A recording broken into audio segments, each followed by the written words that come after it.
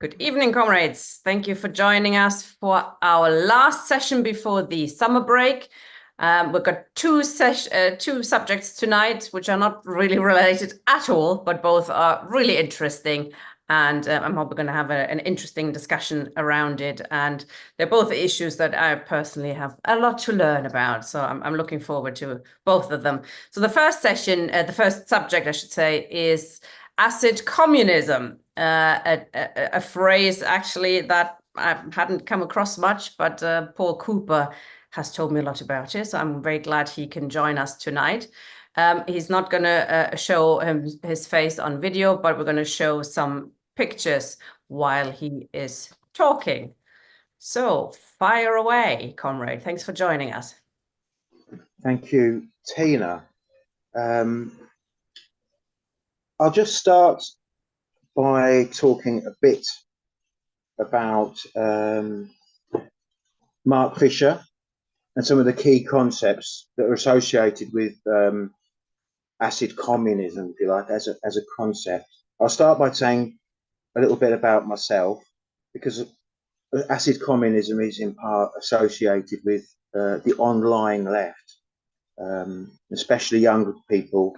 There's their first point of contact with the left, with socialist ideas, is often online these days, whether we like it or not. My own background, I'm not a young person, is as an activist on terra firma, and I've been involved variously with Marxist groups as a union organizer, community activist, and to a modest degree in aspects of cultural activism. So I'm coming to politics with a legacy of, meetings in rooms above pubs, Saturday morning paper sales, demos, and real time physical engagement, which remains important. As I said, I'm associated with the Acid Communism Facebook page, which is looking to branch out. It has 55,000 followers. At times it has phenomenal reach, in the millions. That's not to say anything about it either way, but I mean, this is the kind of audience that can be generated. So, and we've made various connections through that with different groups, different projects. There's a techno communist DJ collective. There've been various artists, as well as a large number of activists who are either coming into, young people coming into political activism, or those not exiting it or retreating from it. I'm certainly not as active on the streets as I once was. A purely online left, of course, is impossible and doomed to fail. But an effective new working class movement, new meaningful aggregations of Marxists organizing parties and projects cannot ignore these spaces. And I think we can tell a lot about the coherence and the future viability of some left-wing groups whose online presence is laughable, to say the least, including some of the groups with four-figure memberships. You'd think within these groups there'd be a more imaginative approach, and I think this raises questions about the left in an era of defeat, and what we do is if you like, as Mark Fisher called it, a provocation as well as a promise. Acid communism, that is. I'm a supporter of the Weekly Worker, CPGB. I'm in favour of the party form, orthodox Marxism, traditional forms of work or organising. So I wouldn't contrast some cultural movement, experimentation, innovation, borrowing from other tendencies, even as in conflict with that. I'd see the entire left experience, the entire working class experience, if you like, as a data of experience. Mark Fisher personally had a massive impression on me, being the same age, coming from the same kind of backgrounds, same music tastes, and same politics brought in that area that sort of spanned, the big struggles of the 1980s to the collapse of the Berlin Wall, collapse of the Soviet Union, so on and so forth, and the effect that had, which is important to realise.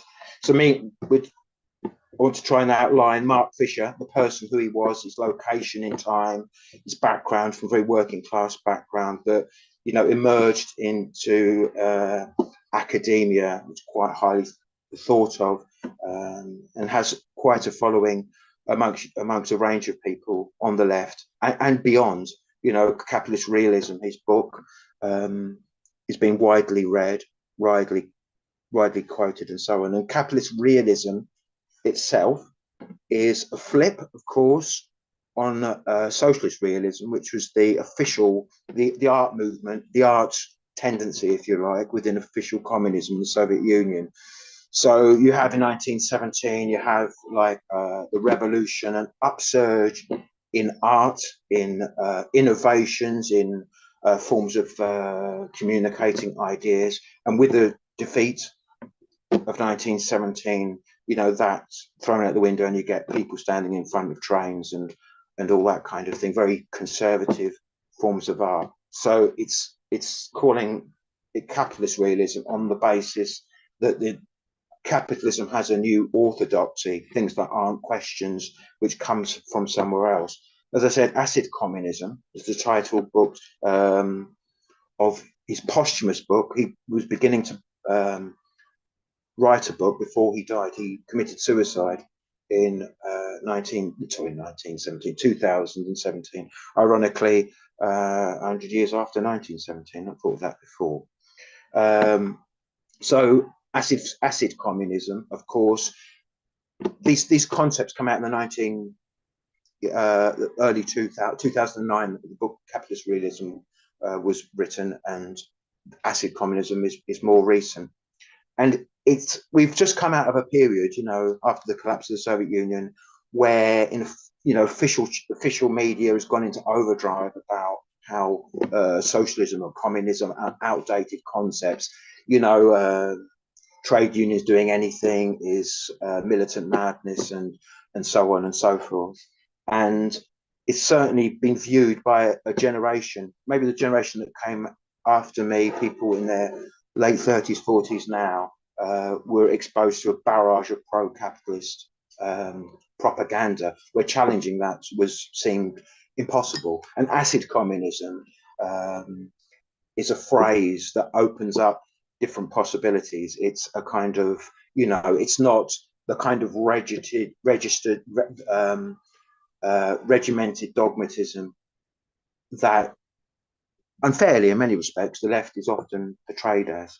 There are themes of collective joy that Mark explored, rave culture, and its subsequent commodification of dance music, football. He talks about in terms of its increasing commodification. Increasingly, you have a situation where, and this happens generally, doesn't it?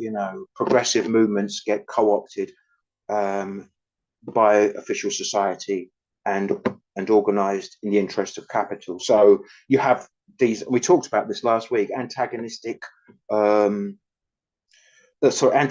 movements against the corporate nature of football clubs and racism in football clubs, often in football fanzines and so on, started by grassroots, often socialist activists, and things like show racism, red card, for example, started off as an initiative of people in the militant tendency, and these things become officialized.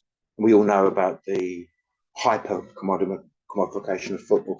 Mark Fisher, incidentally, was at the FA Cup's semi-final. I forgot when it was, Liverpool versus Nottingham Forest, was it? At Hillsborough, with the Hillsborough disaster. So that had a lasting impression on him. Concepts of collective joy often can also refer to how we cohere together politically, the feeling we get when we're together with others on a joint project that we have involvement on. It can be dancing and so on and so on. And he often brings up themes of like red plenty. So he poses that against notions of growth capitalist growth, capitalist development. And red plenty is where we rationally plan society in favour of human interests. What we decide amounts to human flourishing and so on. He also talked a lot about consciousness raising, looking back at some of the movements in the late 60s and 70s where the working class movement was strong, resulted in all manner of adjuncts to the wider movement, if you like, especially within feminism or women's liberation movement. There was people getting together to talk about their lives. It was a common thing. And I think sometimes on the left we can dismiss this kind of thing as hippie or middle class and all the rest of it. And quite often it is, you know, but there's a case of obviously not throwing the baby out with the bathwater. He also talked a lot about lost futures. So the future that we're going through now of things getting worse, the hyper commodification of everything wasn't inevitable. You know, there were other futures that could have happened with a different twist of the historical dice. He also, his last work, Post-Capitalist Desire, looks at how we can help desires that are existent in society for something beyond the present are there, if latent. And our role, as well as, you know, core organizing, is to foment those kind of political and social desires. As I said, Mark Fisher, born in 1968, committed suicide January 2017, is also known under his blogging alias K-Punk. He was an English writer, he was a music critic, he was a political activist and a cultural theorist, a philosopher, and an FE teacher. He initially came to prominence with his K-Punk blog, which looked at music in an interesting way.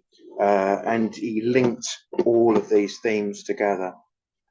He published several books, others that people might want to look at, publications such as The Wire, in The Wire, New Statesman, and Sight and Sound, and continues to have various associations with different book publishing companies. His writing, as I said, is always coloured by the atmosphere of the end of history moment, the labelling of any one socialist as a dinosaur, a parochialist, and so on. And this has always been the case. The capitalists have always tried to belittle, you know, our concepts as unrealistic, impossible, against the existing order of things. And again, acid communism is about dissolving those concepts within the population at large. I think these concepts are internalized by much of the Marxist left, as I said, you know, and we can ape the rhetoric that's posed against us. You know, we don't want to be seen a certain way. You know, like, for example, I think there was a code of conduct, for example, in the Young Communist League where they have to dress a certain way to look more working class, you know, and I think obviously, you know, the primacy of working class subjectivity doesn't need us to dress in ways that, you know, mimics a constraint. You know, our project has to be linked to freedom in every sense.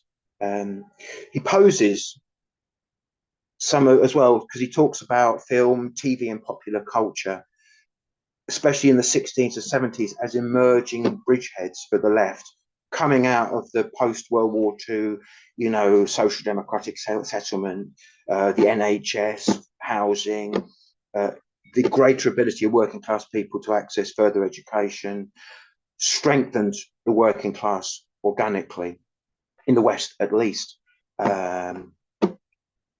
And this allowed for certain working class subjects to appear in popular media, and he talked a lot about this. He also talked about things like Girls Aloud or Jungle, the drum and bass, and he posed as well, you know, he posed the question of, if you were around, again at this point, you know, we're at the point in human society, in the modern era, where society is the most equal it's ever been in 1976.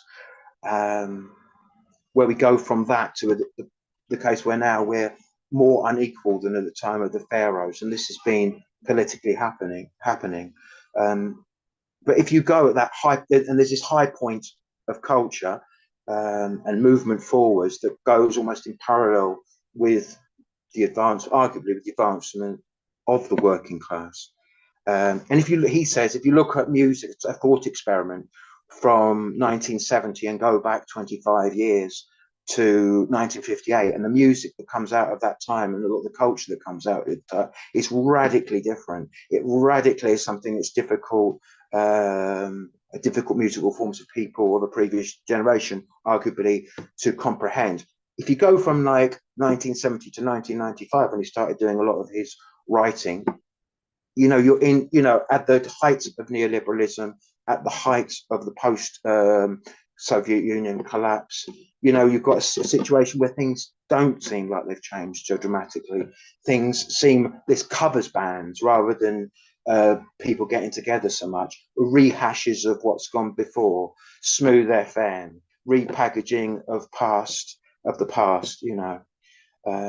He also talked a lot about mental health, and he talked about the privatization of our own mental health. So we have to do enough yoga. I love doing yoga, by the way, but you have to do yoga. You have to do the right, organize yourself as an individual, self-manage, rather than society looking at collective needs and how we're all benefited from that. Capitalist realism, the book argued, and I'll quote from this, that to describe the ideological situation, I said, with the fall of the USSR, he wrote, capitalist realism, as I understand it, is more like a pervasive atmosphere, conditioning not only the production of culture, but also the regulation of work and education and acting as a kind of invisible barrier constraining thought and action. And as an FE teacher, he noted the transmission of a new capitalist common sense. And he talked himself about management, talked David Brandt type management, often ex or current leftists saying, we don't like this any more than you do. This is what we signed up for, but that's how things are now. And this individualist mindset, enables capitalist realism. It's and it's part of the situation now where some of the automatic collective experiences and traditions are to be reignited, if you like. So he also talked about some of the quotes that come out now when you go for a job interview. You've got to be passionate about making sandwiches. There's the false identifications rather than on class. It's your Starbucks or Costa, and so on. He talks about greenwashing, enabling, and the primacy of market fundamentalism in society. Also, we can talk about this later if you want. There's the issue of accelerationism. So, moving forward the productive forces and dealing with the problem at the end point, and there are left and right-wing variants of that. In Weekly Worker itself, he wrote a book along these lines, which presented a critique of neo-anarchism. And he says, so capitalist realism is a belief, but it's also an attitude related to that belief, an attitude of resignation, defeatism, and depression. Really then, capitalist realism, while it is disseminated by the neoliberal right, very successfully so, is a pathology of the left, or elements of the so-called left, that they succumb to. It was an attitude promoted by New Labour. What was New Labour if not, in fact, imposing the values of capitalist realism? In other words, we resign ourselves to the fact that there is no getting around capital. Capital will ultimately run things, and all we can do is perhaps bolt on a couple of tethers as gestures to social justice. So, again, there's a talk he gave as well. Again, and he poses three movements that absolutely terrified the ruling class in this period of the late 60s to 1976, the militant working classes I've talked about. And the freedoms that workers sought in that period, greater freedom, reduced working hours and control, has been turned into the gig economy and class war from above. The women's movement was absolutely terrifying to the ruling class and has been, transmuted into you can have it all, but you have to work harder. You can have your career, but you need to look after the family as well.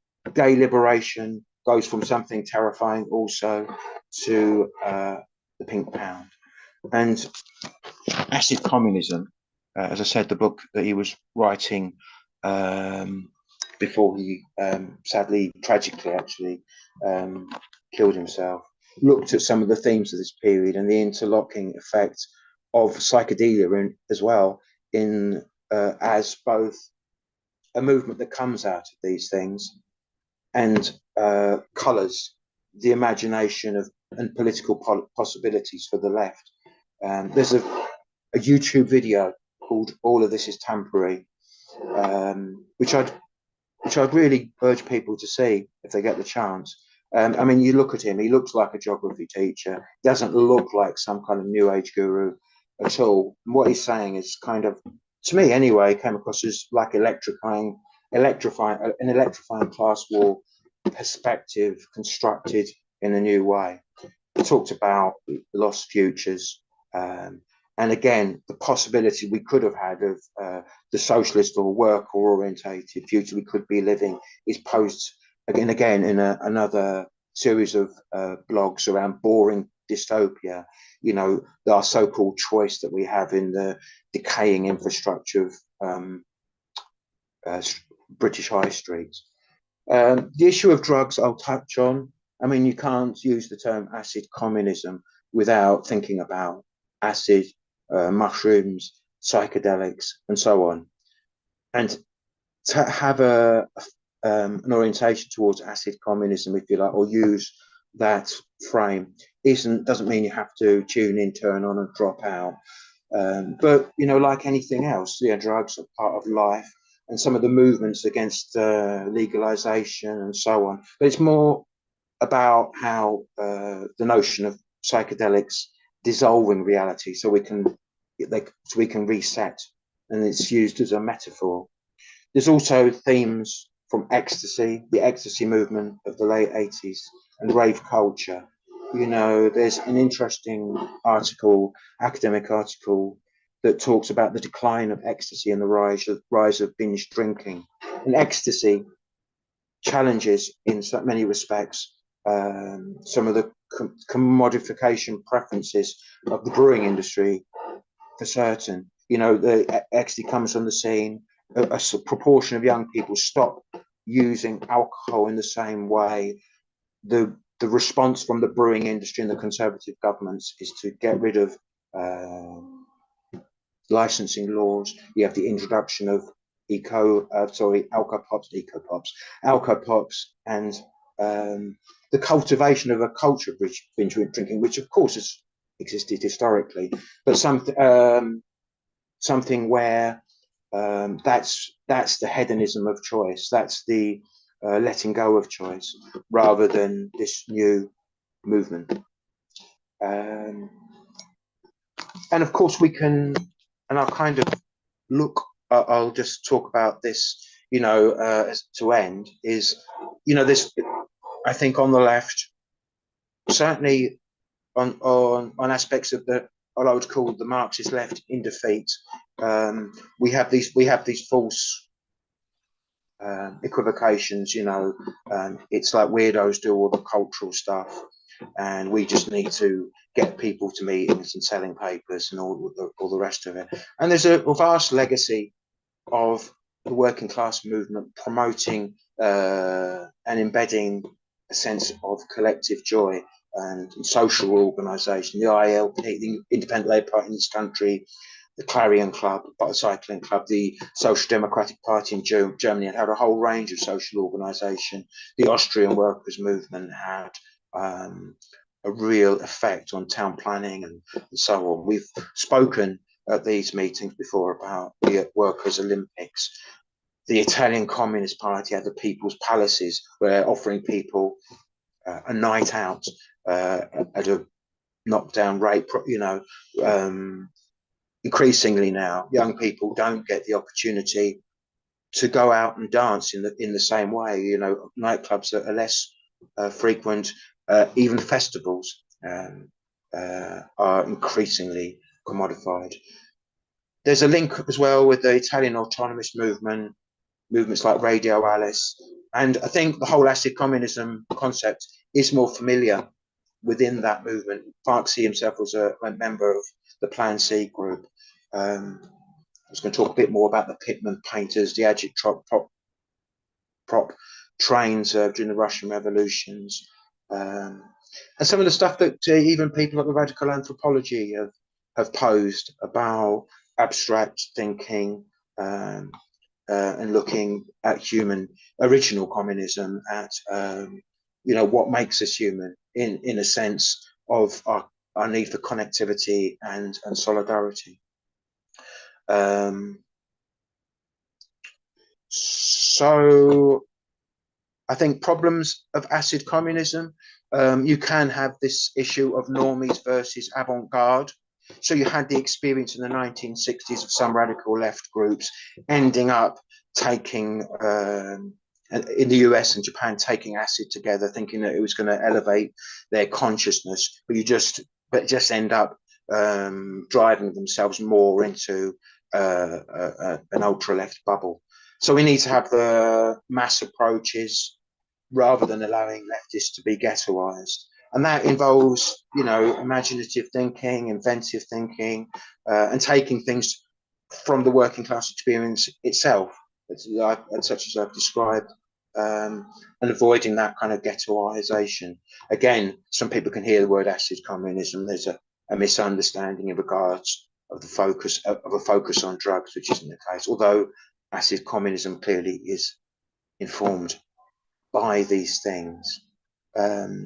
And I'll finish on another important phrase borrowed from Frederick Jameson that Mark Fisher talked about in noting within capitalist hard realism that it's harder to imagine the end of the world than it is the end of capitalism. The left we can all consider the present situation with climate change, the narratives we hear about asylum seekers and so on is difficult. But we live in a fast-changing world. The elastic band has been pulled back from 1976 to the situation where we have this grotesque inequality but things can turn into their opposites by their very nature. And learning from our personal and collective defeats, such as the organisers of this forum, is a way that we can enable a process of learning and doing better next time, and actually laying the groundwork for the communist future. And I'll leave it there, if that's okay. Thank you very much, comrade. Very interesting, different subject, but I'm not an expert on at all.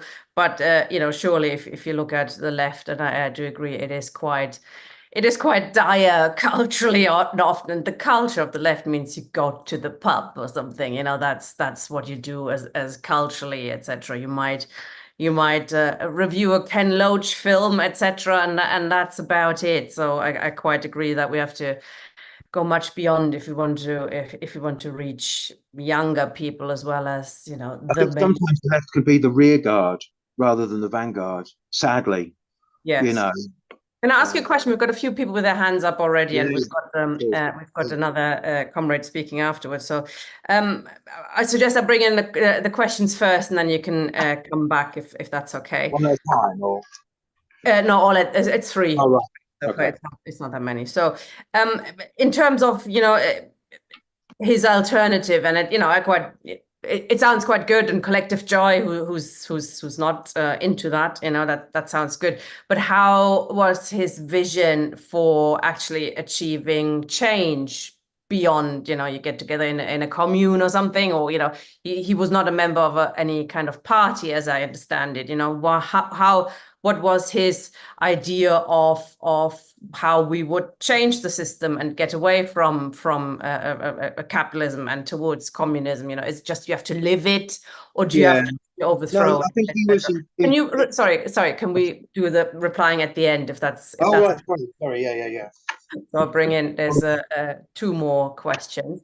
Oh, three actually. So if comrades, if you could start your videos. Peter was first, then Ian, and then Victor. Hi there. Hi, Peter. Ah, yeah. Thanks for that, mate. It was interesting. I don't really know that much about Mark Fisher, but you know, his views are interesting. It's probably it reminds me of kind of like, and I've read a little bit around it, so that I take it he's a follower of people like Marcuse and this one-dimensional man, which was a post-war product of the integration of the working class into consumer society and commodification of culture. Hence, there being not much room for to embrace a counter thought to sorry, just putting the dog out. It's a capitalism. So. And you know, so we see that in, or you know, that echoes on what you've mentioned tonight, Colin. I just thought that you know the question probably I want to just ask you is well, it's two. Did he have a kind of understanding of political organization to achieve communism? And more to the point, why did like I understand he had a book out on what he thought of capitalist realism, which he kind of mentioned before about one-dimensional man. And then he had the switch to acid communism. And yeah, capital realism is all about like the kind of subordination of thought to the interest of capital and not thinking beyond the commodification of life as I understand it. And so the obliteration of culture, cultural objects and even art, as well, under the kind of process of commodification and so on, and so the flattening down of thought and more imaginative thought.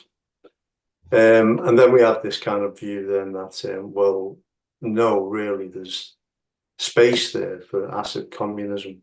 And I was just wondering where did that come from?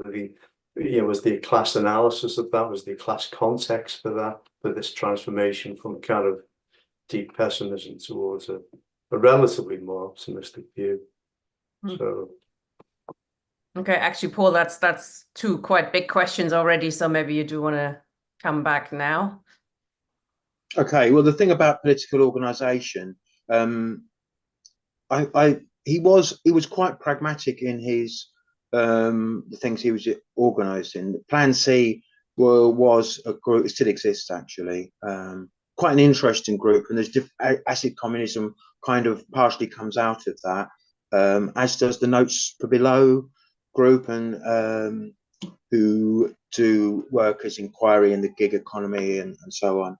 I think he was in the Labour Party actually, and I think he came into this as a broad leftist, not broad left, saying broad left, broadly speaking, leftist Marxism, and became political in a period that explains his thinking.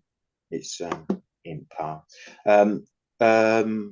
in a period where all of these concepts were under attack, and he critiqued things like Occupy and some of the neo-Marxist anti-organizing tendencies.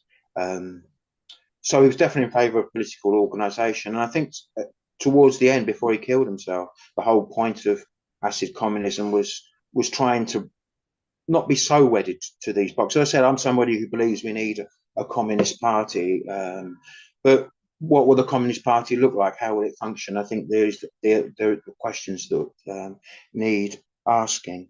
In terms of a strategy for achieving communism, I don't think he concentrated on that. Although, from people I knew who knew him directly, he was on board with a lot of these conversations.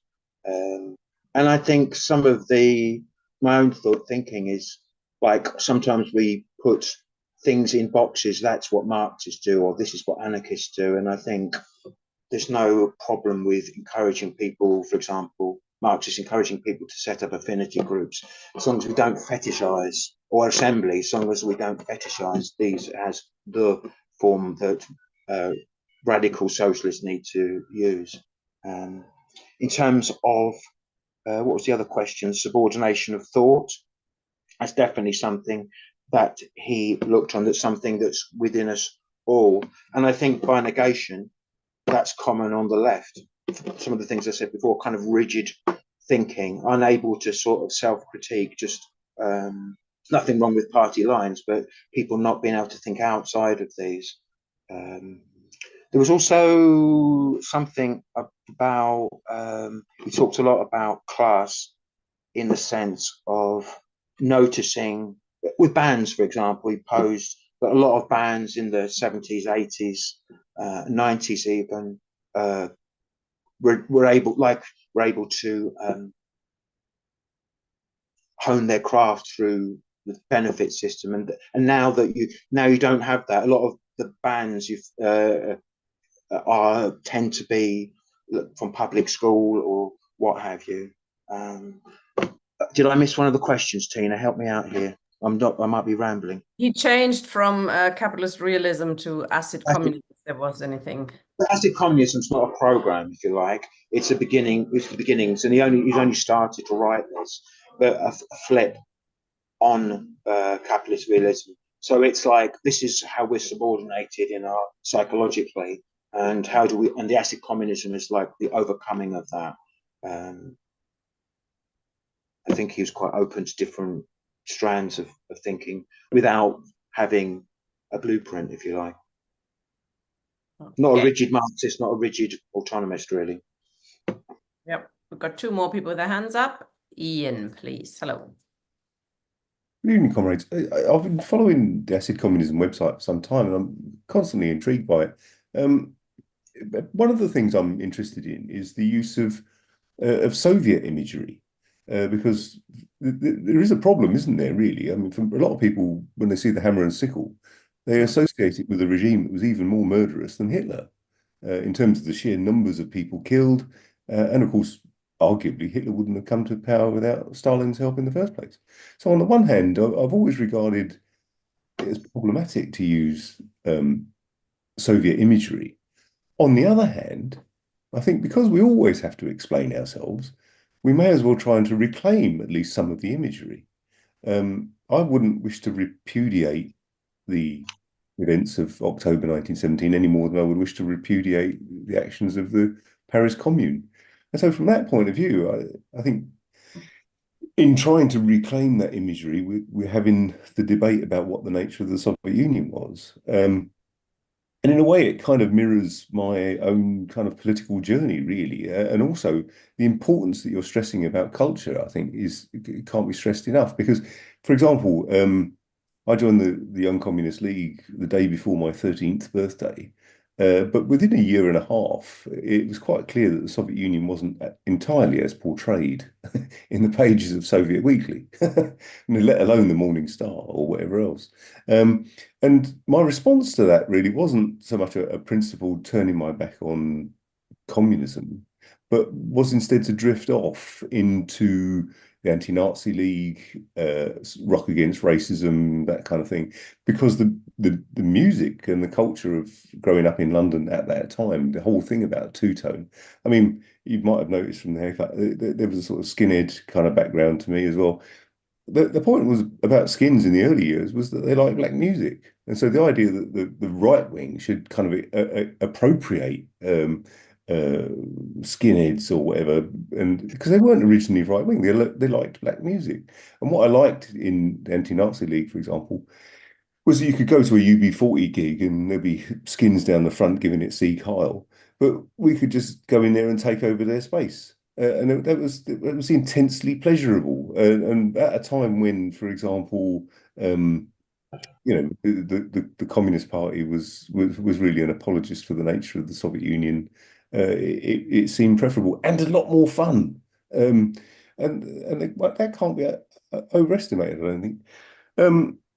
So just that really is about the use of Soviet imagery and how you feel it fits in, and also this kind of whole business about the sort of sheer joy of of a cultural movement which is also political, like Two Tone was, or Scar. Oh, Soviet imagery. I mean, I don't want people to think that acid communism is just like a homage to Lev Brezhnev's and the late Soviet bureaucrats. I think there is a legacy, like you said yourself. We get this stuff thrown at us, so we should interrogate it for it on its own merits. I think from the beginning, the Soviet Union started to degenerate, and as today, we think of the Labour Party as a bourgeois or capitalist workers' party.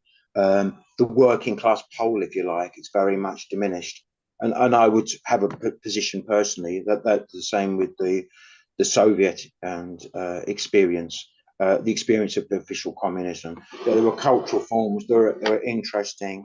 There were enduring cultural forms that and attitudes towards art that could be defended within a system that you wouldn't necessarily otherwise defend. And I think that's to be defended. I think, acid communism, also the use of images. I think sometimes we have a very much major chord. What I try and do is in acid communism is provoke discussion. So sometimes you could have some kind of bizarre image, some psychedelic image next to something else that encourages us to think in a certain way. And we post Soviet imagery, among lots of other things, to interrogate it, to look at what we keep, what we discard. But it's part of our heritage, if you like, for good or bad. We need to look back as well as look forward. So it's very much like a blue sky thinking, as well as interrogation of the workers' movement, what it means, what it can be. If that makes sense, Tina. And it does. I think it's also it's interesting perhaps that we're now far away from the end of the Soviet Union to actually look at communism in a different way and to go beyond to the yes or no Stalin. There's a bit of a discussion in the chat, which we can't go into it now. But I think there's now a possibility to look at communism in a totally different way, and link it with drugs, etc., which possibly wasn't possible in the 90s, perhaps. No, I mean, one of the things, like some of the images that we've used hammer and sickle images that instead of being red have got like sort of psychedelic color design, just very basic images like that, especially if it's linked to other articles, does get people talking about stuff. And sometimes, and this is the feature of the online space, you get raids from ultra-right fascist groups, and this provokes other people new to politics to engage in a dialogue. Some of it's mental, to be honest with you, and we can't always keep up with it. But it's an engagement, and it's a learning, it's a platform as well as nice pictures and memes and articles and other things. Thank you, comrade. That was a interesting first session. I think it's definitely worth thinking about, that we combine the two. We need to go get organized in a party. I quite agree, but we also need to reach out perhaps and reach people who wouldn't see themselves as ready quite to join a party yet. Thank you very much, Paul. It was an interesting session. We're now moving on to the second part with Comrade Agnes Corey. This is a session which I've entitled "Why We Shouldn't Be Reversed Snobs About Opera," because I have come across that a lot on the left, actually, that opera is that's for posh people, and it is expensive to go to the opera, etc. But that I don't think is the main reason many working class people perhaps don't do it. It tends to be seen as quite a posh and nothing to do with me, when it was quite different in the past and was quite a working class time, leisure time to go to the opera and experience that. So very pleased to have with us Agnes Corey, who's the founder director of Bela Bartok Center for Musicianship, and she's actually got a PhD in musicology. So thank you very much for joining us, Agnes. Over to you. Thank you very much. Can you hear me? Yes, all good. Thank you. Wonderful. Just a couple of comments before I start my presentation. I was interested to hear that Mark Fisher was a music critic, because although I didn't tell you, Tina, I am a very enthusiastic and committed voluntary music critic. I've been doing that since 2006. The other thing which struck me as interesting, that I think Paul quoted someone, I'm not sure whom, that it's easier to imagine the end of world than the end of capitalism. So that's very interesting, because at the end of my presentation, which is going to be my last music example, we're going to see either the end of world or end of capitalism, and it's going to be up to you to decide which one it is. So now I'm so sorry, but I need to put on my light because it turned really, oh, that is it. Good t-shirt. Ah. Is your light broken? Oh. Okay, so does this bother anybody? No, good. It's good. Yeah. Because otherwise I can't see my text. So thank you so much.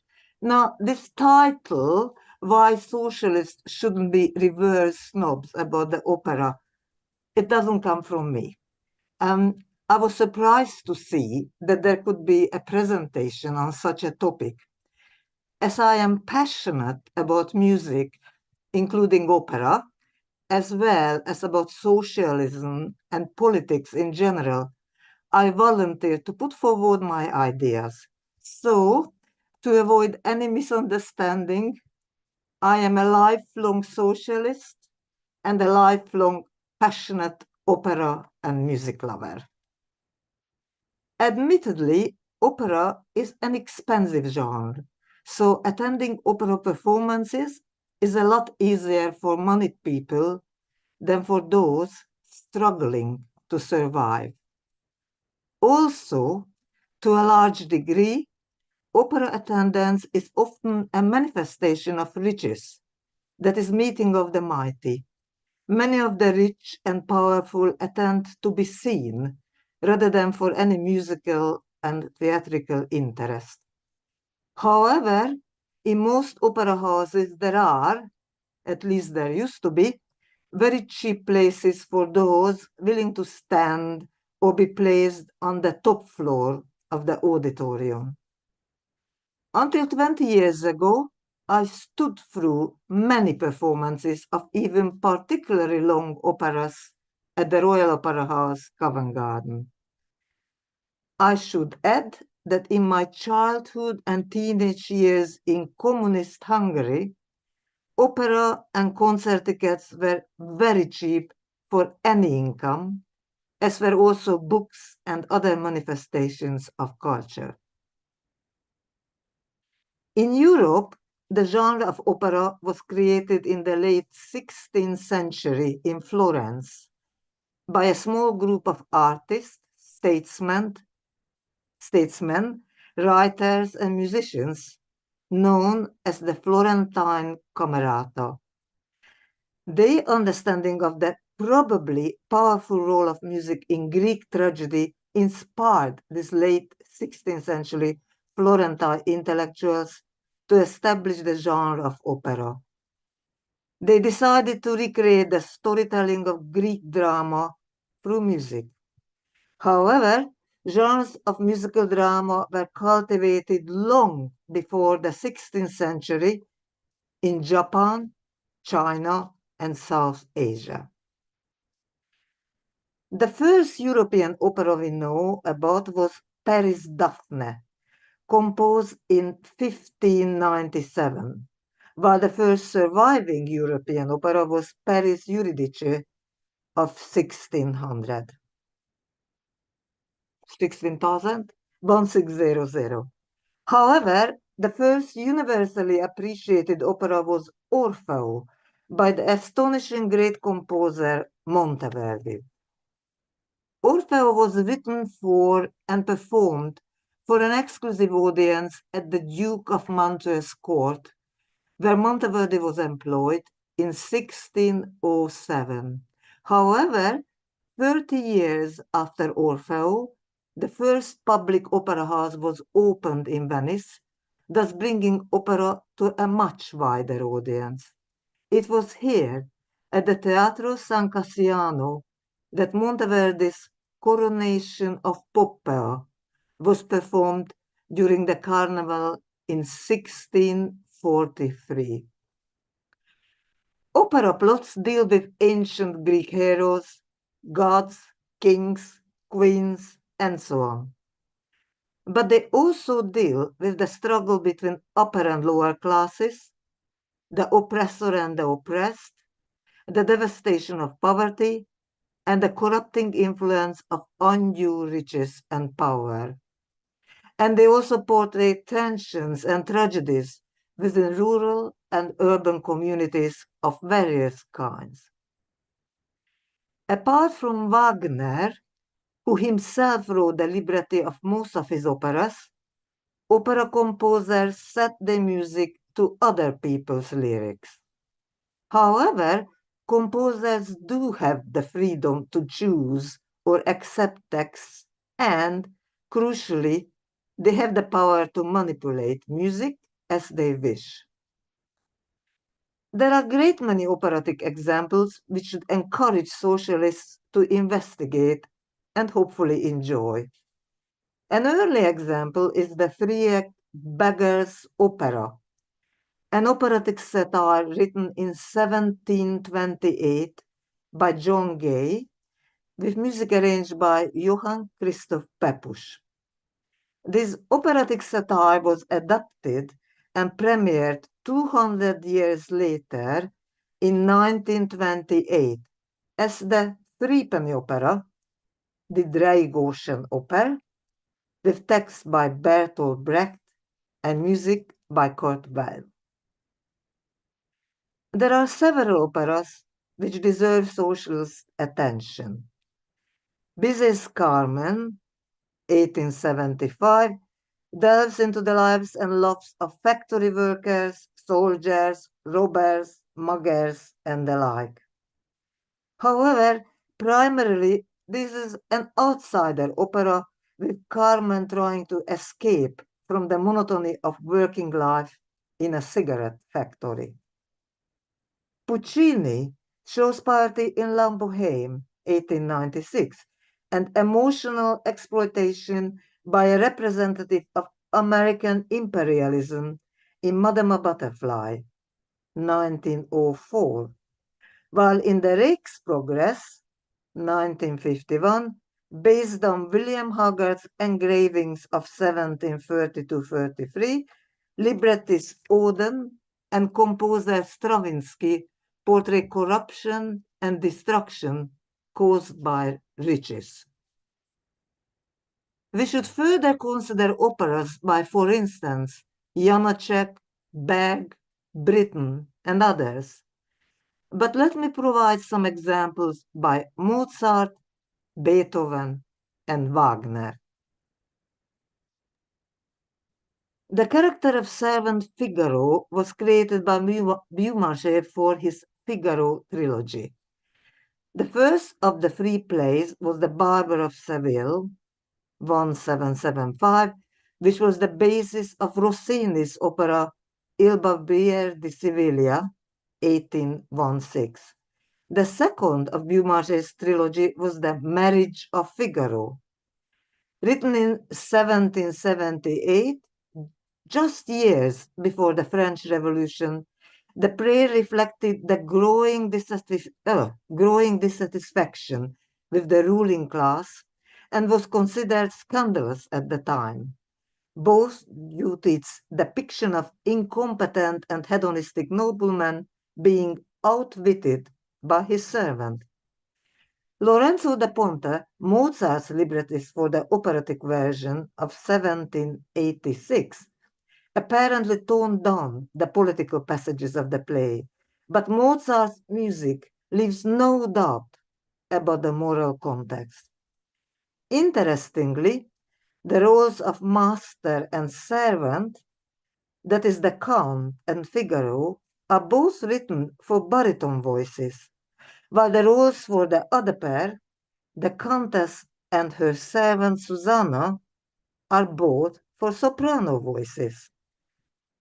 The latter duet, from Act 3, Scene 10 of Marriage of Figaro, allocates similar musical lines to both soprano roles, thus implying full equality between them. Tina, can we please have the latter aria?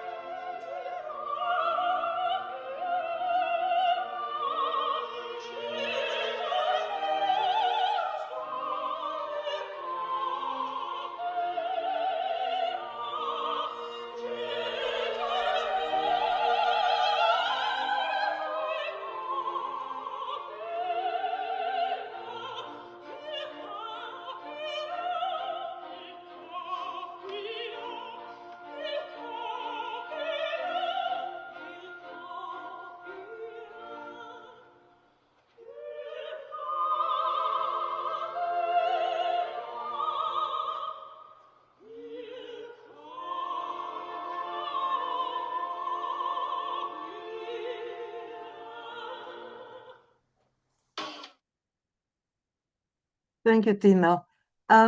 This example comes from the Metropolitan Opera House, New York, and I really do think that there was no question here that the Countess and the servant were totally equal.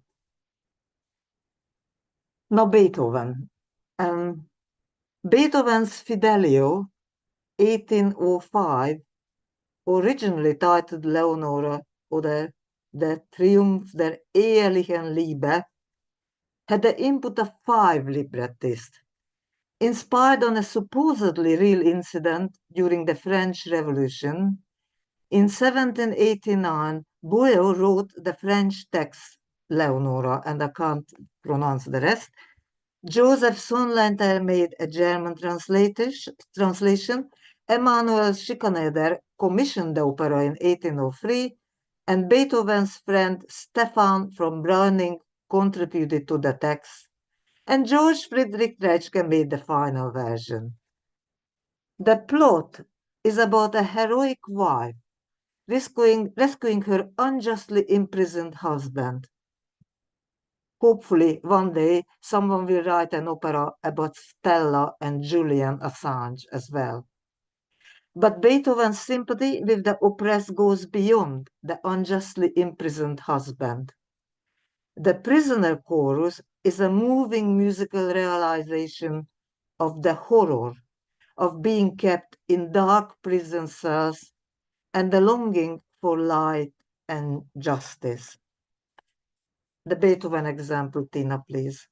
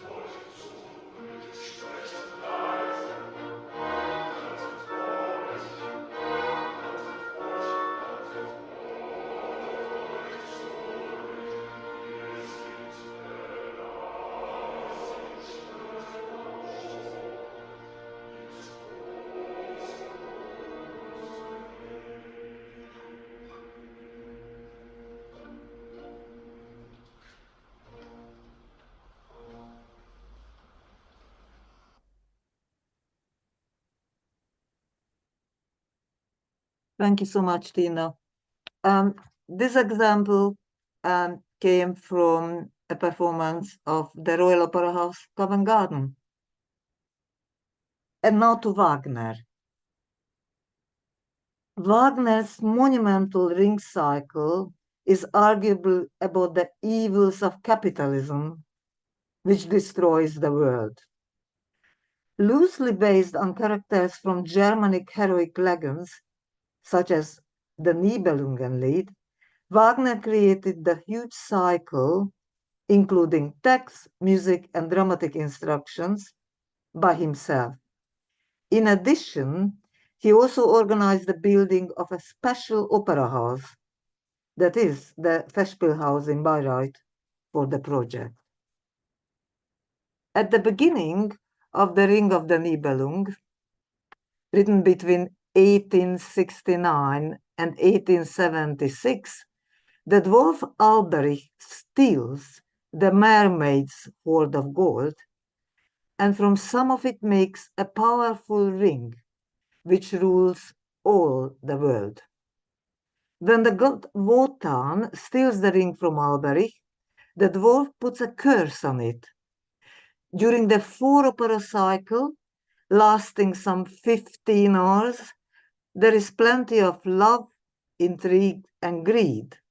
But arguably, the most powerful thread throughout is the pursuit of the powerful ring, which causes all owners, whether gods, giants, dwarves, or humans, to die.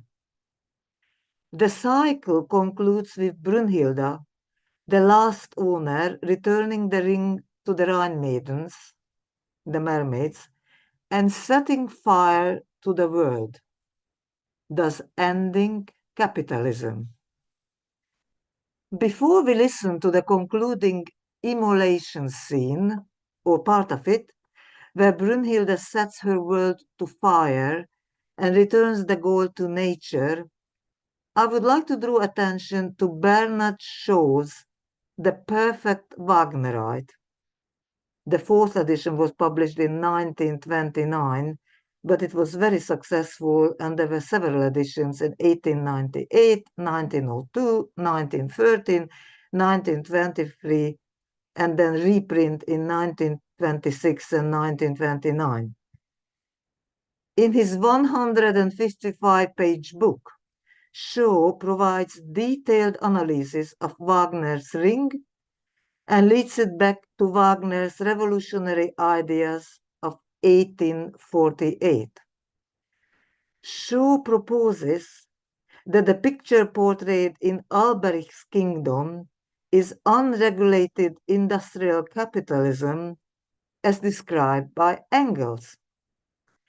Shaw comments that although Wagner uses stagecraft by making Alberich's initial curse important, it is not necessary, it's not needed, because, quote, the ruin to which the pursuit of riches leads needs no curse to explain it. So now let's listen to, well, not the whole of immolation scene, because that's 14 minutes, but the last 7 minutes of this immolation scene.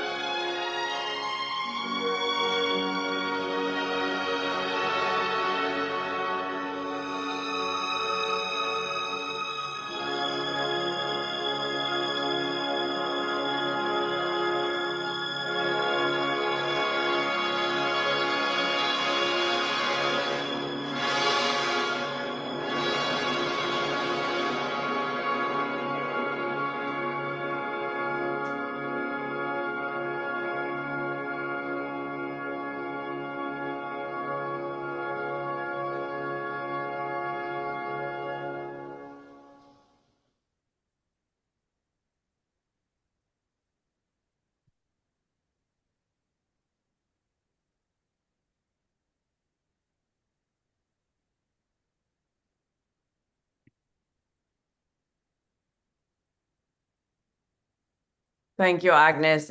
Are you is that the end of your introduction?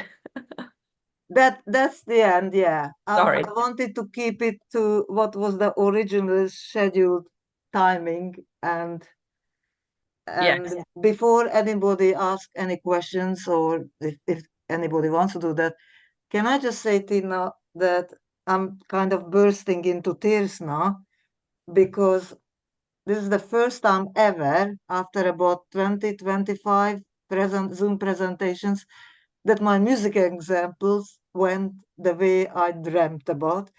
And that's because of you. And I just can't get over it. So thank you so much. I'm glad it worked all right. Great. I'm really happy. It was quite the finale, isn't it? It's very moving when they all turn around to the audience, doesn't it? And when that works with the music, brilliant. Really, really good.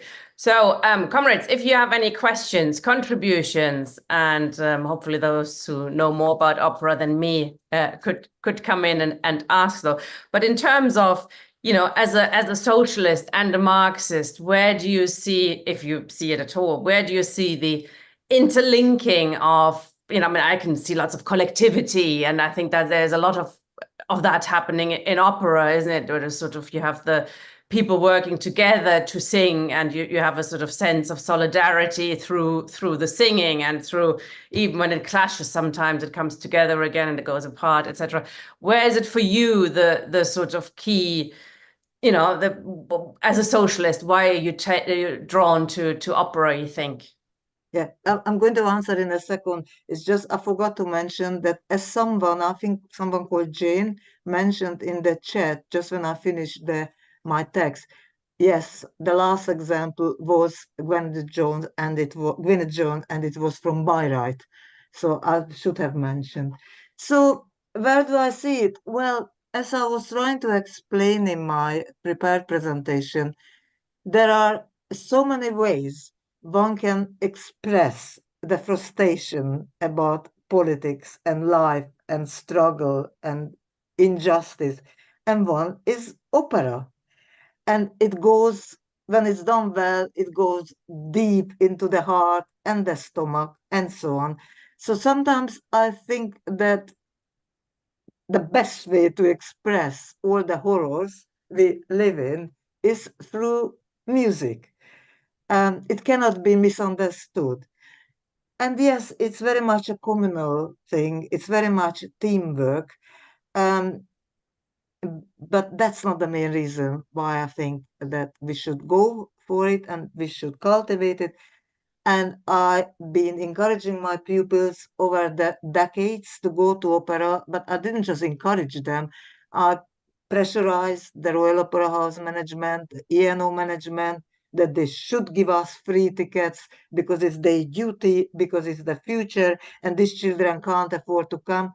And kind of I always managed, because then we see all everything which matters in life, including politics, expressed via music, and everybody should have the right to go and hear it. Absolutely, very well put. It is about human nature, isn't it? The human experience. It's in Yes. all its forms. Okay, Malcolm, please.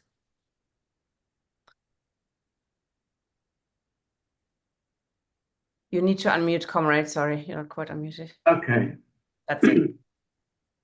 I want to say something that's completely against what's being talked about. I would like the speaker's view on the idea that what people call maybe serious or classical music is basically a very oppressive music.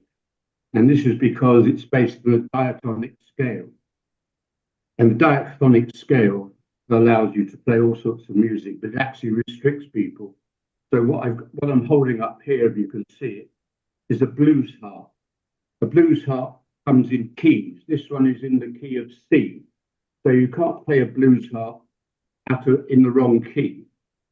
So most folk music, which is much more available to people than so-called classical music or learning those sorts of instruments, is much more accessible because it has much more restricted scales. And this is true, I think, of most folk music. The other thing I wanted to say about the oppressive nature so I mean, everybody who is a sort of virtuoso has spent all their life practicing and practicing and practicing, and being a virtuoso is completely unavailable. Even playing a musical instrument with any competence is more or less unavailable to everybody. And if you ask people, say, can you sing? Almost everyone will say, no, I've got a terrible voice. Whereas in fact, it's nature from sort of way back that everybody does sing. The other thing I wanted to mention is the dictatorship of trying to comply with the composer's exact orders. So pieces of music are constantly examined as to what the original composer actually meant and how it should be played. And so there's no freedom whatsoever in so-called serious or classical music for musicians to do anything except to follow orders of the dictator who is the composer. Thank you. Controversial comments right from the start. I like it. Agnes, do you have anything to answer to that? Oh yeah, definitely. There is no, I mean, you have the freedom to listen or not to listen, so there is no dictatorship. Not the point. No. That's one thing. But also, I did mention right at the beginning that operas, music theater were already happening long before the 16th century in China and Japan and South Asia. And there, the music is not tonal system. It's all kind of scales and so on. But, you know, I only had not one presentations to make, and I wanted to focus on Mozart and Beethoven and Wagner because of the actual plot, which I think should appeal to socialists. Yes, singing is the beginning of everything. I teach everything through singing. I fully agree. So, and how you read the music, which is on the paper, depends on from artist to artist. One of the things which I'm trying to teach to my pupils is that now let's look what's not written, what is between the notes. So this is where interpretation comes in. So you have a certain amount of freedom. Anyway, that's my response. Is that okay for you? No? Sorry, Mark, Not- do you think she's answered your questions? Sorry, you're still muted. Sorry, Comrade.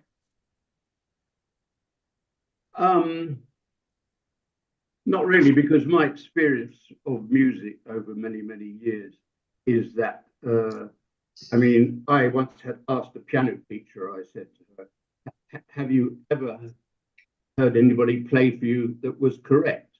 Because most music teachers I've ever had have always, that's wrong. Haven't you seen what the music says? It says double P, you're playing MF and whatever. And so that it's endlessly critical in that sense, and you're always trying to achieve some sort of impossible level of achievement, which sort of almost nobody does. And the other thing well, as I'm allowed to talk, which is very kind of you, what do you think about jazz, for instance? Jazz? Yes. Wonderful. You've got the freedom there. And I'm so proud to tell you that one of my ex-students who studied with me for like about 8 years when a child is one of the best jazz bass players now. And he says everything he knows is from me. So yes, wonderful. But this presentation was about opera. I know I'm going way off subject. Yeah, jazz is a great genre. Apologize. Great genre, full of freedom, improvisation on some sets. But yes, okay. I was not trying to persuade comrades that opera has a lot to offer to socialists. I do wonder if we could in future, discuss a session on atonal and tonal music and stuff, which I'm a total novice about, but I've heard bits of it, and I find it very interesting. Malcolm, if you are interested and expert enough on that, it might be good to have two different views and putting forward examples, etc. I teach atonal but this presentation was about opera. Well, Okay. okay, interesting. Well, we'll revisit that because that communists, socialists should talk about everything. We should be, champions of all questions. Jane, hi. Can you unmute? Yeah, Can you hear me? Yes, we can. Yeah. Hi. Good. Well, yes, I am indeed the chair who sent the chat about Gwyneth Jones in Sherrow's room, which, do you realise that was actually nearly 50 years ago? It's controversial, it was at the time, it's now become a classic. Now, you see, what I did this evening, I actually stopped listening to the live broadcast of Tristan and Isolde from Bayreuth so that I could participate in this discussion. You see, I got slightly sidetracked by what Malcolm said, because I also love folk music, and there are occasions where I have it very difficult to decide whether I'm going to go to a folk club or the Wigmore Hall. Anyway, it's not relevant, but you see, the thing is that there's, although there doesn't seem to be an immediate kind of link between opera and folk music, what there is a link is between folk music and early music, and there's a bit of a sort of overlap, because a lot of folk singers like Shirley Collins also perform early music. Anyway, so I just wanted to say that, you see, I take your point about that there are people who do go to opera to see and be seen, and this is sort of like, to some extent, the case at the Royal Opera House. It was never been the case at English National Opera or outside London or in Scotland. And one of the things that I don't live in London anymore, but one of the things I miss is all of these weird theatres in Hackney and Islington, where you have sort of semi-professional companies doing new works. Harrison Burtwell is sadly no longer with us, but his work would actually sell out at places like the Almeida Theatre. Now, there is a problem with, Glyndebourne, for instance. I've never actually been to Glyndebourne, but there are a lot of people who go there for the social cachet and not for the music. I do appreciate that. And I must admit that sometimes at the Royal Opera House, I felt like shouting at people, "Now listen, everybody, I live in a council flat in Kilburn," but that might have resulted in me being escorted from the building by security. But I mean, I was sort of, when I first started going to the opera, I was 13 and I wasn't aware of the sorts of social nuances. I went to the opera because I liked opera. And it's expensive, but you sort of factor it in, I suppose. Anyway, I did really think that's fascinating, and it was really lovely to see that scene again from The Ring. And I mean, I just think how brilliantly Sherrow interpreted it. And yeah, I'll just finish by saying I love opera, I love folk music, I love jazz. Anyway, so thanks very much for your talk. And I did find that what Malcolm said was slightly distracting, so I got a bit sidetracked. Anyway, I think I finished for now. Thank you. Can I just ask you, did you say you were sidetracked because you were also listening to Tristan and Isolde from Bayreuth? Yes, this is a live live relay of Tristan from Bayreuth now. I know, it's happening now. I know. Yeah, right now. And I actually switched it off so I could come participate in this discussion. I forgive you because the conductor, Semyon Bichkov, is great, and I'm sure it's a great performance. I mean, it was just so wonderful what I did. I was listening to the radio broadcast rather than the live stream because I couldn't actually access the live stream. But I was very happy to be able to hear it. And I think when this is over, I probably will hear the last sort of 15 minutes or so. Yeah, thank you very much for fitting in my talk, and at the same time when Semyon Bichkov contacts Tristan and Isolde, which I'm sure is wonderful, but there is nothing one could say about socialism, I'm afraid. Okay. Like all genres, some are linked to socialism, aren't they, and some aren't. This is actually just in the chat. What do you think about that? Is there something like highest form of music, a best form, or is it just purely subjective? Do you think whoever likes whatever music, pop has the same value as opera for you? Well, I think any genre is fine if it's done well. For me, that's the criteria. But again, today my task was to persuade comrades that opera can see an awful lot about the issues which we discuss on our weekly meetings, at our weekly meetings, i.e. about life and oppressors and justice and poverty. So that's what I was trying to put forward today, that it's not opera's fault if it's hijacked by the very rich.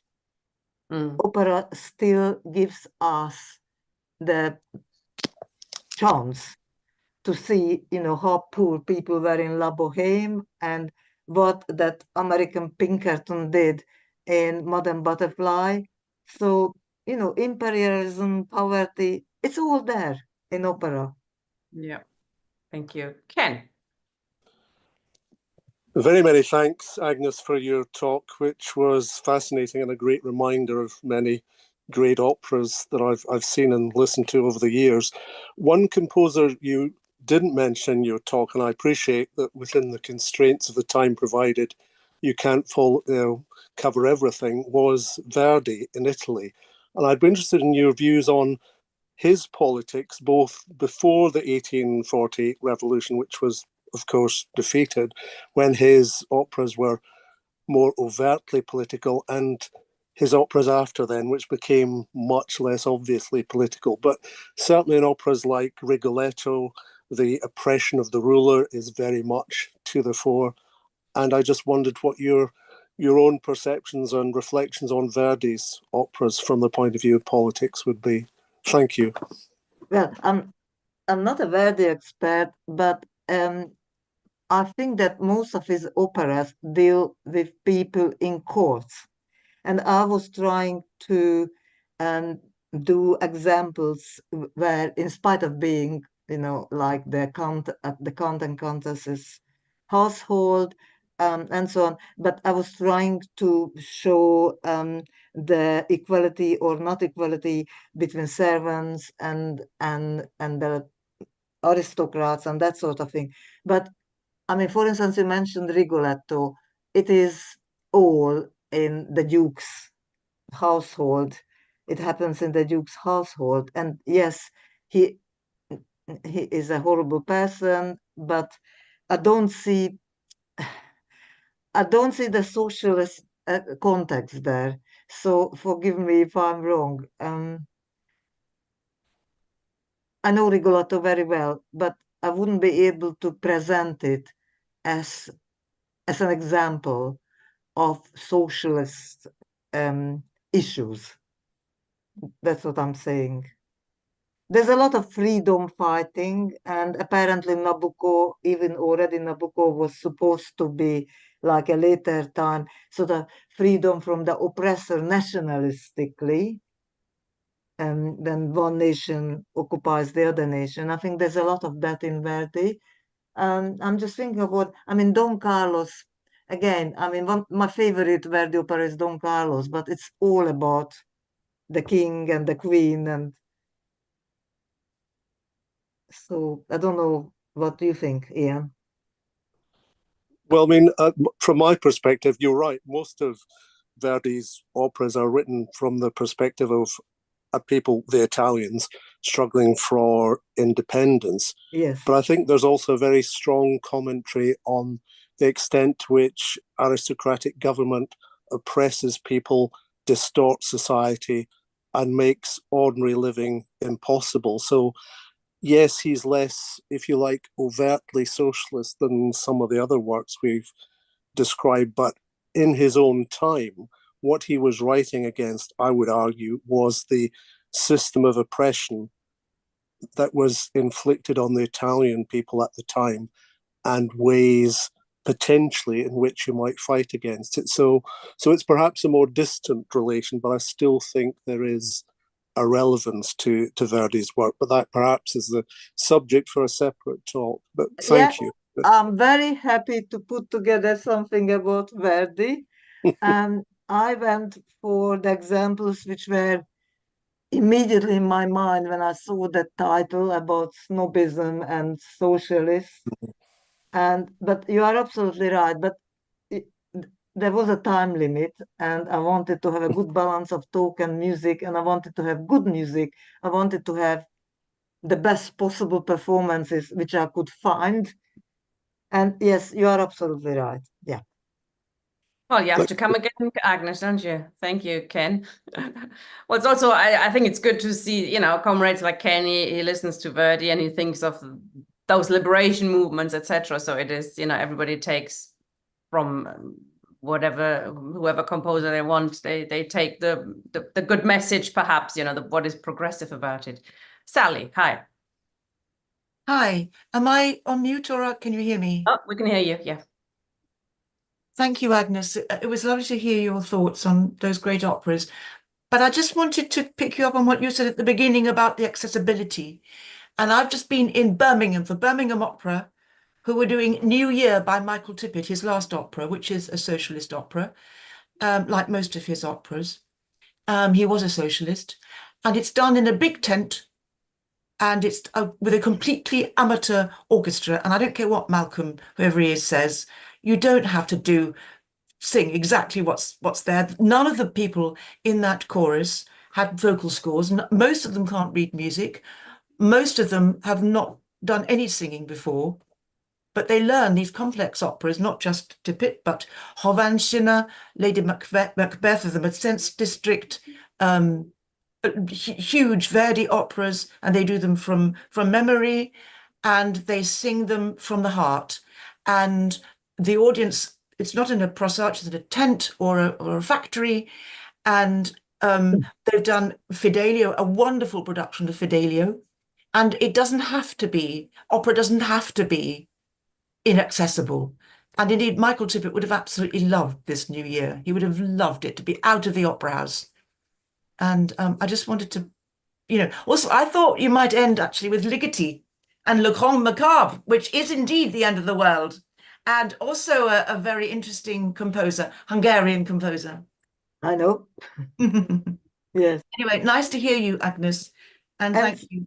Thank you so much for Sally. And I don't know if Ian can still hear me, that now that he mentioned Verdi, all of a sudden the Don Carlos music is in my head when the Grand Inquisitor comes and squashes all the revolutionary people, because there's a bit of a revolution in there.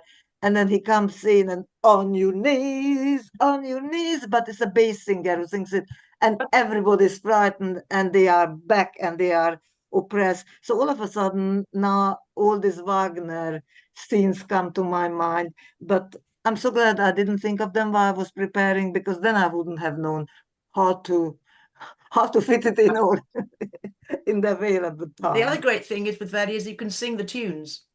That's a very leveling thing, that everybody can sing those tunes. Everybody. I can see a session on Verdi coming up. Thank you, Sally. And I won't be able to sleep because that you on your knees, on your knees. Oh. Agnes, can I ask you about sort of the artist and the music, because you made an attempt to look for socialism within those operas, or socialistic ideas, etc. And I appreciate that, but there is a sort of a long-standing discussion, of course, sort of can controversial, or say artists with bad politics, can they make good art that you can look at without thinking about the politics of the author? And Wagner is a very good example. I mean, he's highly controversial, as I'm sure you know. I mean, you mentioned he was sort of a supporter of the revolutionary upheavals. He had to flee Germany because he was a supporter of that. But then he also was quite the anti-Semite. He wrote quite a lot of stuff against Jewish people, etc. Hitler incorporated him, etc. He was that was a big thing, that Wagner was incorporated by Hitler. How do you see those sort of tensions that politicians get incorporated, and they're not always nice people, but they can still make nice art, perhaps? Yeah, unfortunately, the very, very bad people very bad human beings can still create great art. But I'm just going to immediately respond to this Wagner and anti-Semitism.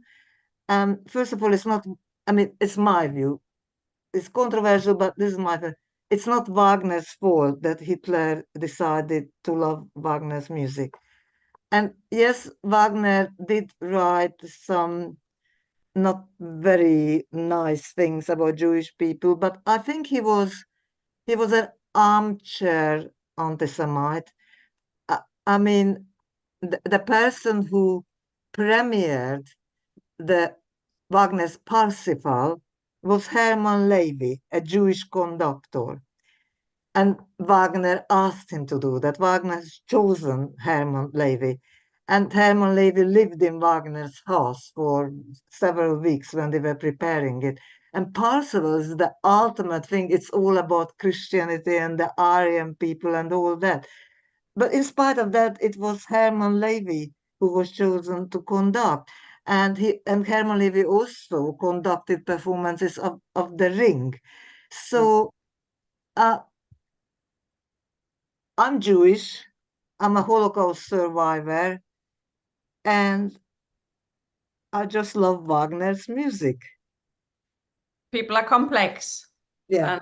And anti-Semitism at that time was so common. It wasn't just a Nazi thing, was it? Yeah. And he never never suggested that let's have some genocide of whether Jews or Palestinians. He was just making nasty comments in his writing. Now, I wish he wouldn't have done it, but also probably he was a bit jealous because of Meyerbeer was very successful and this sort of thing. So no, I wish he wouldn't have done it. And no, he wasn't a very pleasant person. And in spite of this anti-capitalist piece, this monumental ring cycle, he was a very happy capitalist. He lived very well, and he exploited Ludwig, whatever his name was, the king of Bavaria. And so he was a complex character. Is that okay? Yeah, no, I think that's what humans are, aren't we? we all live in capitalism for a start, that makes us as socialists quite complicated and have to have a bourgeois job, etc. Ian. Oh, thank you so much, Agnes. It was absolutely brilliant. I thoroughly enjoyed that. I mean, in coming as I did from a sort of London working class background, the idea of going to opera as a boy wouldn't have crossed my mind. When I went to university, I remember one of my lecturers sort of saying about how Mozart despised the aristocracy, and this comes across in his operas all the time. And the idea that opera could have this radical content didn't cross my mind until I went to university, and then it opened up a whole new world, really. The other thing about opera, which I've grown to love, is its enormous flexibility and its capacity to reinvent itself in different ways. I became very fond of John Gay's Beggar's Opera, and I have a number of different versions of that opera. And here you have the most biting political satire of the day. I mean, there are characters in there. So, for example, at one point, Peachum talks about Bob Booty. Now, everyone in the audience at that time would have known that Bob Booty that was being referred to was the current Prime Minister of the day, Robert Walpole, who was known to be somebody who accepted bribes from the most criminal people going. And the whole story is about how the rich get away with it and the poor get punished for really quite minor offences. And so it ties in with my love of the artist Hogarth as well. The other thing about it, I mean, the way in which it can even be reinvented in a contemporary milieu. So the rock opera Tommy and Quadrophenia by The Who, I've had a lifelong love of as well. It's not that I'm suggesting that one genre is better than another, but I do think there is some value in having great art that can work on a whole range of different levels. Of course, the other thing about opera is the way in which it can adapt what else is out there. So the number of great operas that have been derived from Shakespeare plays, for example. I think it's a fantastic feature of the genre. So but thank you very much. It's been a fabulous evening, and just that really. Gosh, I'm so honored because I've been listening to you week after week after week after week. And so from you, a praise is like this is the second time I'm going to burst into tears. Just going back very quickly, yes, the Beggar's Opera, and you say opera can be reinvented. As I mentioned in my presentation, Bertolt Brecht and Kurt Weill did reinvent the Beggar's Opera of John Gray, and it became the Free Penny Opera or Dreigroschen Opera. So yes, it can be reinvented. The music basically came from folk music in the Beggar's Opera. So Kurt Weill then did his bit, and that was the modern version of the Beggar's Opera. Yes, absolutely. Yeah. Thank you so much. Thank you very much, comrades. Thank you very much, Agnes. We have no more comments, but it is almost 9 o'clock. So thank you very much. I think though, I mean, if you're up for it, I think you have so much knowledge on these various issues. It would be great if you have any other suggestions for other sessions after our summer break in September. I would be very pleased to have you back on Wow. show with sessions. Thank you. And by the way, thank you for giving me this opportunity, which only came up because when I saw this sentence, socialist snobs opera, I thought, what? It came about somebody was planning a session and then had to drop out, and you said, yeah, I'm interested in doing it. So yeah, because I wanted to object. Good. And you did very well as well. So thank you very much, comrade, bringing us in contact with an area of music that not all socialists are au fait with those. Thank you very much, comrade. And we're hoping to have more of you soon. Comrades, thank you for an interesting discussion and an interesting night on two subjects that I knew very little about, so I consider myself much better informed than I was at the beginning of the evening. Thank you, Agnes. Thank you, Paul. Good night, comrades. Thank you so much. We'll be Goodbye. back in September. As I said, we have a few weeks off in August. Enjoy your holiday, or if you're going away, enjoy your summer break, and we'll see you back in September. Good night, comrades. Thank you so much.